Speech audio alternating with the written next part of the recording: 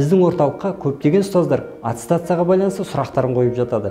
Осы сұрақтарды қарастыра келе, біз ұстаздардың портфолионы тапсыру кезіндегі жиі қайталанатын 3 қателіктерін анықтадық. Мен бүгін сіздерге сол қателіктерді айта отырып, оның шешімін айтып кеткім келіп отыр. Армысыздар, құрметті ұстаздар. Аты-жөнім Рахымбаев Айдын, ұстаз тілегі ғылыми-әдістемелік орталығының сарапшысы боламын.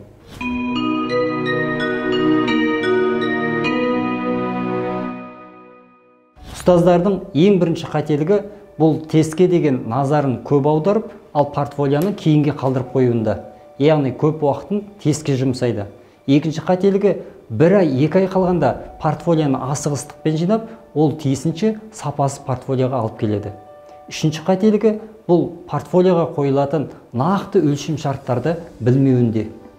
Тиісінше бұның барлығы сапасыз портфолиоға алып келеді. Бұл жоғарыда айтылған қателіктердің қандай салдары бар? Біріншіден, сіз портфолионы қайтадан жинауыңызға тура келеді. Екіншіден, уақытыңыз кетеді. Үшіншіден, портфолиоға қойылатын нақты критерияларды, өлшем шарттарды қарастыруыңызға тура келеді.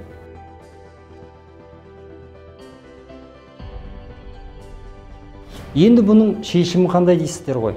Ең бірінші, портфолио жалпы ұзақ уақыт жиналатын процесс. Кем дегенде 6 ай, әйтпесе 1 жыл, 2 жыл көлемінде. Яғни біз ең бірінші аттестацияға портфолионы дайындап, кейін тестке дайындалу керекпіз. Екіншіден, сіздің қолыңызда нақты портфолиоға қойылатын өлшем шарттар болуы керек.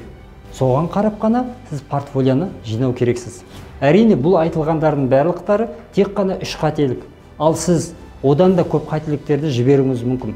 Сондықтан ең дұрысы бұл сіздің аттестацияны тапсыру үшін қандай алгоритмдер, қандай талаптары бар екенін білу керексіздер.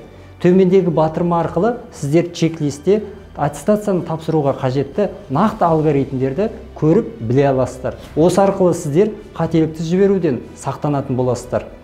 Төмендегі батырманы басып, чек-листті тегін алыңыздар. Егер сіздерде қандай да бір тағы да сұрақтар қалып жатса, ұстаз тілегі ғылыми-әдістемелік орталығының ұйымдастырып отырған аттестациядан өтудің 5 құпиясы атты вебинарымызға қатысып, өздеріңіздің сұрақтарыңызды қоя аласыздар. Бұл ұсыныс қызықтырса, онда описаниядағы сілтеме арқылы өтіп, сол жерге тіркеліп қойыңыздар. Мен сіздерді сол жерде күтемін. Қош, сау болыңыздар.